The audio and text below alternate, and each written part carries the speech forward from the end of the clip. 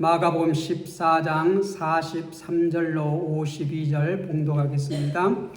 예수께서 말씀하실 때에 곧 12 중에 하나인 유다가 왔는데 대제사장들과 서기관들과 장로들에게서 파송된 무리가 검과 뭉치를 가지고 그와 함께 하였더라. 예수를 파는 자가 이미 그들과 군언을 짜 이르되 내가 입맞추는 자가 그이니 그를 잡아 단단히 끌어가라 하였는지라. 이에 와서 곧 예수께 나와 납비어하고 입을 맞추니 그들이 예수께 손을 대어 잡거늘 곁에 서 있던 자 중에 한 사람이 칼을 빼어 대제사장의 종을 쳐 그 길을 떨어뜨리니라. 예수께서 무리에게 말씀하여 이르시되 너희가 강도를 잡는 것 같이 검과 뭉치를 가지고 나를 잡으러 나왔느냐. 내가 날마다 너희와 함께 성전에 있으면서 가르쳤으되 너희가 나를 잡지 아니하였도다. 그러나 이는 성경을 이루려 함이니라 하시더라. 제자들이 다 예수를 버리고 도망하니라. 한 청년이 벗은 몸에 배 혼이불을 두르고 예수를 따라가다가 무리에게 잡힘에 배 혼이불을 버리고 벗은 몸으로 도망하니라. 아멘. 실패한 제자들과 순종한 예수님이다. 인생에는 자신의 한계를 뼈저리게 깨닫는 순간이 있습니다. 나는 절대 그러하지 않을 줄 알았다 했는데 무너질 때가 있습니다. 오늘 본문 속의 제자들이 그렇습니다. 조금 전까지만 해도 제자들은 그렇게 다짐했습니다. 다 버릴지라도 나는 버리지 않겠다. 주와 함께 죽을지언정 부인하지 않겠다. 그렇게 다짐했습니다. 그러나 예수님이 체포되는 순간 제자들은 모두 도망갑니다. 본문은 인간의 실패를 숨기지 않습니다. 그리고 그 실패 가운데서 끝까지 순종하시는 예수님을 보여주고 있습니다. 오늘 말씀을 통해 우리의 연약함과 동시에 우리를 끝까지 붙드시는 예수님의 순종과 사랑을 보게 되시기를 부탁을 드립니다. 먼저 오늘 43절에서 46절 말씀을 보면 예수께서 말씀하실 때에 곧 12 중에 하나인 유다가 왔는데 대제사장들과 서기관들과 장로들에게서 파송된 무리와 검과 뭉치를 가지고 그와 함께 하였더라. 지금 예수께서 자, 우리가 가자. 이제 때가 되었다. 우리를 잡으러 온 자들이 있다 하면서 이렇게 자원해서 이렇게 잡히시러 나가실 그때, 그렇게 말씀하실 그때 12 중에 하나인 유다가 왔다고 말하고 있습니다. 요한복음에서는 그 12 중에 하나인 사람이 가룟 유다라고 말하고 있습니다. 그 가룟 유다가 대제사장들과 서기관들과 장로들에게 파송된 무리가 검과 뭉치를 가지고 이 유다와 함께 하였더라. 그렇게 말하고 있습니다. 이미 우리가 8장에서도 보면 이 대제사장과 서기관들, 장로들이 예수님을 이렇게 잡아다가 저기 할 것이다 이렇게 예언했는데 그 지금 말씀이 이루어지고 있는 것을 볼 수 있습니다. 예수를 파는 자가, 이 유다가 이미 그들과 군호를 짰다는 것이에요. 내가 입맞추는 자가 그이다. 그를 잡아 단단히 끌어가라 하였는지라. 이 가룟 유다는 내가 가서 입을 맞출 테니까 입을 맞추면 그가 예수다. 그러면 그를 단단히 잡아서 놓치지 말라는 것이지요. 단단히 잡아서 끌어가라고 이렇게 다짐을 하고 이 45절에 보면 이에 와서 곧 예수께 나와 납비어하고 입을 맞추니. 유다가 사람들을 데리고 예수님께 옵니다. 그리고 입을 맞춤으로 예수님을 넘겨줍니다. 예수님을 따르던 이 공동체 안에서 배신이 일어납니다.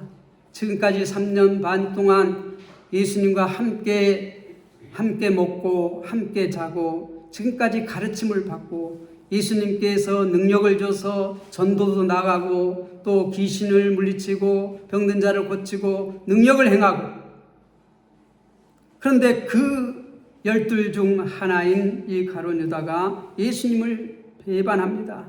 배신합니다. 가장 충격적인 것은 제자들의 반응입니다. 그들은 예수님을 위해 목숨을 바치겠다고 말했지만 실제 위기 앞에서 무너지고 맙니다. 체포될까 두려웠습니다. 자신들도 위험해질까 두려웠습니다. 고난을 감당할 자신이 없었습니다. 46절에 보면 그들이 예수께 손을 대어 잡았다고 말하고 있습니다. 믿음은 말로는 쉬워 보이지만 실제 상황 속에서 이렇게 드러나고 있습니다. 우리도 그렇습니다. 편안할 때는 믿음이 좋은 것처럼 보여질 수 있습니다.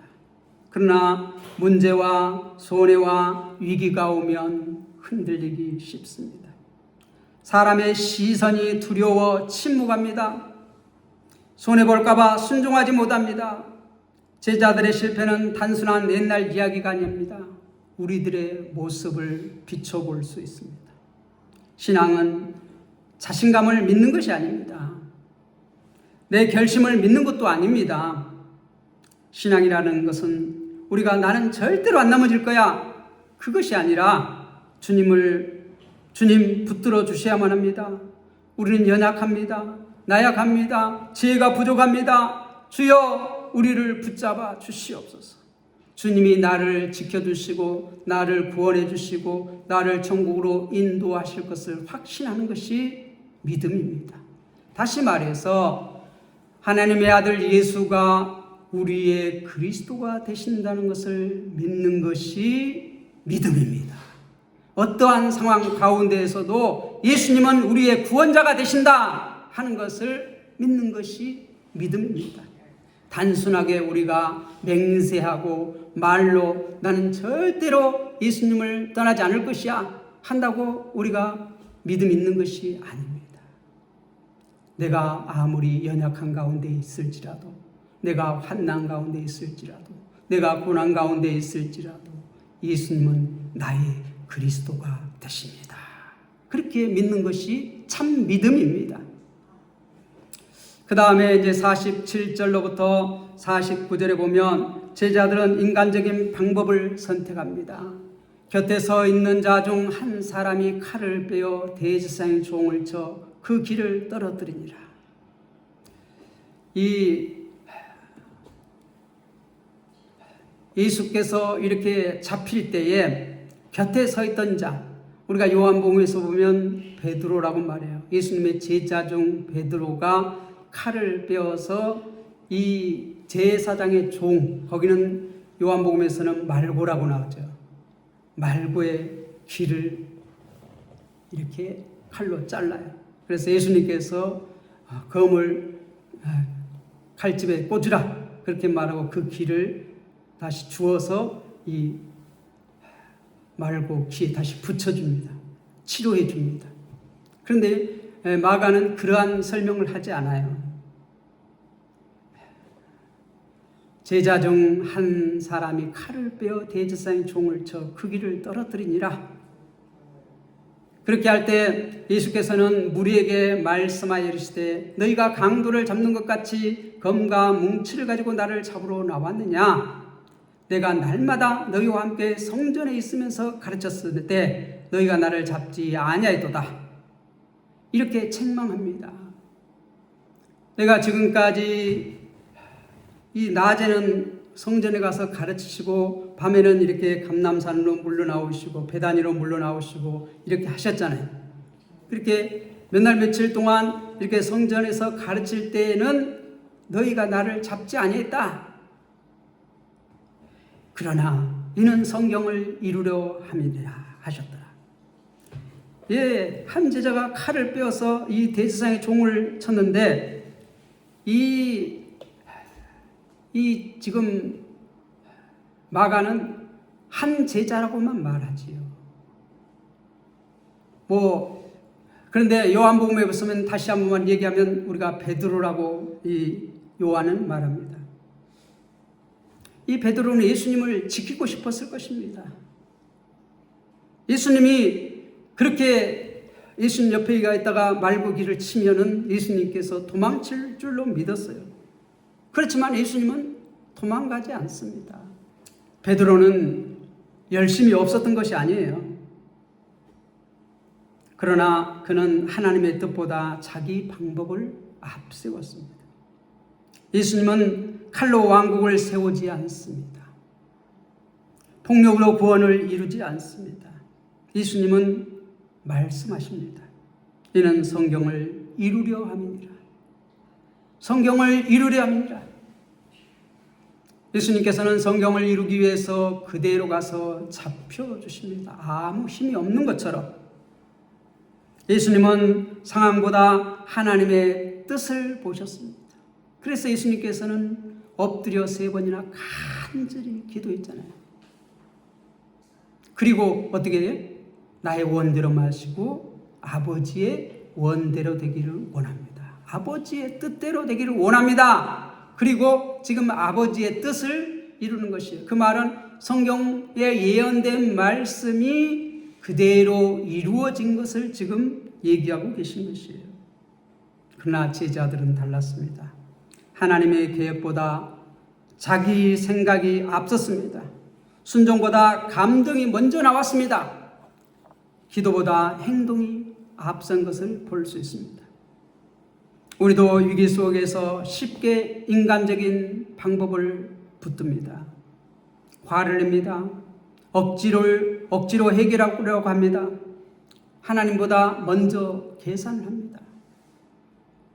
그러나 하나님의 일은 인간의 힘으로 이루어지지 않습니다. 인간의 지혜로 이루어지지 않습니다.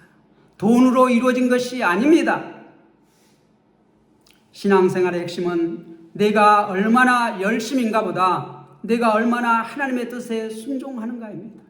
그러므로 우리는 하나님의 말씀을 바르게 배우고 그 말씀을 깨닫게 해달라고 기도해야 돼요. 그리고 그 말씀에 순종할 수 있도록 은혜 베풀어 달라고 기도해야 합니다. 기도 없이 움직이면 쉽게 육신적인 방법으로 나아갑니다. 그래서 예수님은 겟세마네 동산에서 먼저 기도하셨습니다. 그 다음에 우리가 마지막적으로 예수님은 끝까지 순종하셨는데 50절에서 52절 말씀을 보면 이 제자들이 다 예수를 버리고 도망하니라. 제자들이 다 예수를 버리고 도망합니다. 예수님께서는 아무 힘이 없는 것처럼 이렇게 잡히시고 맙니다. 예수님께서는 하늘의 천사를 이렇게 불러서 다 그들을 멸할 수도 있습니다. 우리가 이 엘리야를 잡으러 왔을 때 엘리야가 기도하니까 어떻게 돼요? 그 50명의 군사들을 다 죽여버리지 않습니다. 3번씩이나 이렇게 보냈는데 마지막에 온 군사들은 어떻게 돼요? 이제 하나님의 능력을 의지하고 자신들을 불쌍히 여기 달라고, 긍휼히 달라고. 그러니까 어떻게 해요? 그들의 목숨을 구하잖아요. 예수님은 하나님의 아들이십니다. 전능하신 분입니다. 모든 것을 하실 수 있는 하나님이십니다. 그러한데도 그러한 능력을 사용하여서 그들을 다 불태워버리지 아니하시고 하나님의 뜻을 이루기 위해서 순순히 잡힙니다. 아무 힘이 없는 어린 양처럼 잡힙니다. 그러니까 그러한 모습을 보고 제자들은 다 도망가 버렸습니다. 도망가 버렸어요. 우리도 이렇게 내 생각대로 되지 아니할 때 어떤 행동을 취합니까? 제자들은 다 자기들의 생각이 달랐어요. 예수님과 뜻이 같이 안 했어요. 예수님이 이렇게 왕으로 등극하면 자기들이 다 한 자리 할 것을 생각했어요. 그러니까 자기들이 기대와 다르니까 다 도망가는 것이에요. 예수님께서는 이미 그들이 다 도망갈 것이라고 말했어요. 그런데도 불구하고 그들은 뭐라고 말했습니까? 아닙니다. 나는 도망가지 않습니다. 다른 사람 다 도망갈지라도 나는 주님과 함께 하겠습니다. 그렇게 담임하던 베드로까지도 다 도망갔어요. 우리들은 그 모습을 보고 아이고 저런 사람들이 어떻게 예수님의 제자들이라고, 나 같으면 안 그랬을 텐데, 그렇게 생각할 수 있습니다.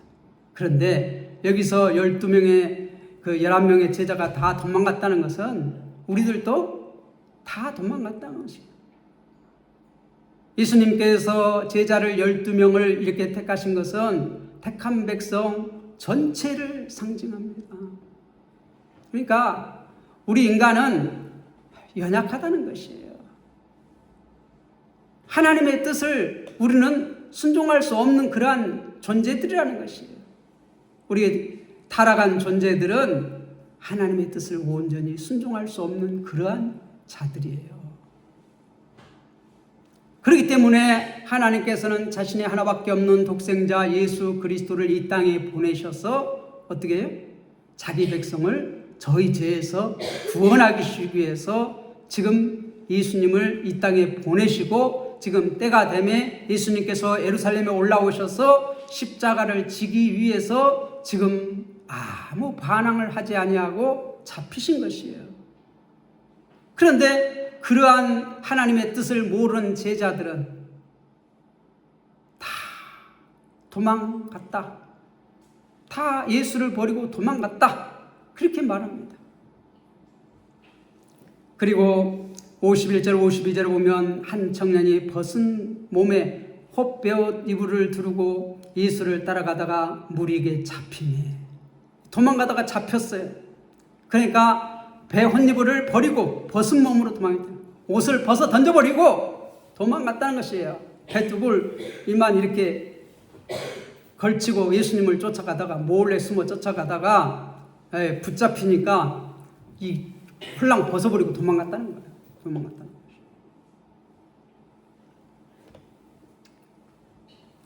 그 말은 모든 사람이 예수님을 떠났다는 것이에요. 그러니까 우리는 그럴 수 있어요. 어떻게 그럴 수가 있느냐? 우리도 똑같은 인생이에요. 다 도망갔다는 것은 우리도 그러한 상황이 되면 다 떠난다는 것이에요. 그러나 예수님은 도망가지 않으셨습니다. 배신을 당해도 물러서지 않았습니다. 억울하게 잡혀도 피하지 않으셨습니다. 홀로 남아 십자가의 길을 가십니다. 왜입니까? 왜 그렇습니까? 우리를 구원하시기 위해서입니다. 이 길을 아시기 때문에 주님께서는 어떻게 해요? 정말 핏방울이 땀방울처럼 이렇게 땅에 떨어지며 기도하셨던 것이에요. 그렇게 기도하신 제자들은 실패를 했습니다. 그렇지만 예수님은 실패하지 않으셨습니다. 왜요? 하나님의 뜻을 분명히 알았기 때문에.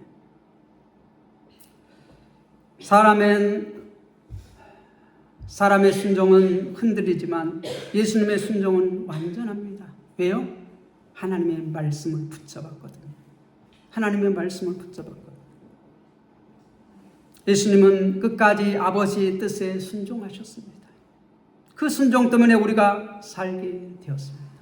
우리가 잘 믿어서가 아니라, 뭔가를 열심히 해서가 아니라, 주님께서 하나님의 말씀에 온전히 순종했기 때문에 우리가 생명을 얻은 것입니다. 우리가 그 예수 그리스도, 온전히 순종하신 예수를 그리스도로 믿기 때문에 우리가 산 것이에요. 그래서 우리는 그 은혜를 생각하고 모든 것이 예수님의 은혜입니다. 내가 주님의 은혜로 살았습니다. 그렇게 고백하는 것이에요. 우리도 실패합니다. 결심했지만 무너집니다. 기도했지만 다시 넘어집니다. 충성하겠다 했지만 도망갈 때가 있습니다. 그러나 소망은 우리의 완전함에 있지 않습니다. 끝까지 순종하신 예수께 소망이 있습니다. 예수님은 실패한 제자들을 버리지 않으셨습니다. 부활 후 다시 찾아가 그들을 회복시키십니다. 오늘도 주님은 실패한 우리를 다시 일으키실 것입니다. 여러분들은 어떤 실패를 가지고 주님 앞에 오셨습니까? 그 연약한 그 모든 일주일의 삶을 주님 앞에 내려놓으시기 바랍니다. 그리고 주님의 은혜를 구하시기 바랍니다. 주여, 나는 연약합니다. 주여, 나는 부족합니다. 그러므로 주님의 은혜가 필요합니다. 오늘 본문은 실패한 제자들과 순종하신 예수님을 대조해서 우리에게 보여주고 있습니다. 제자들은 두려움 앞에 무너졌고 인간적인 방법을 선택했고 결국 도망갔습니다. 그러나 예수님은 끝까지 하나님의 뜻을 붙들고 십자가의 길을 피하지 않으셨고 완전한 순종으로 우리를 구원하셨습니다. 그러므로 우리는 그 예수 그리스도를 믿습니다. 그러므로 우리의 구원은 우리의 강함에 달린 것이 아닙니다. 예수님의 순종에 달려 있습니다. 나는 내 자신을 너무 믿고 있지 않는가? 나는 인간적인 방법으로 문제를 해결하지 않는가? 나는 끝까지 순종하신 예수님을 바라보고 있는가? 다시 한번 점검해 보시기 바랍니다. 우리의 삶을, 나의 생각을, 나의 모든 인생을 주님 앞에서 결산해 보시기 바랍니다.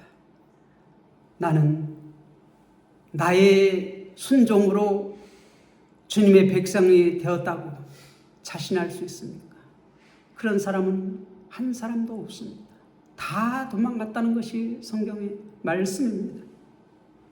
오늘도 실패한 우리를 붙드시는 예수님을 바라보시기 바랍니다. 그를 의지하시기 바랍니다. 그를 의지하고 살아가는 성도가 되시기를 주님의 이름으로 부탁을 드립니다. 기도하겠습니다.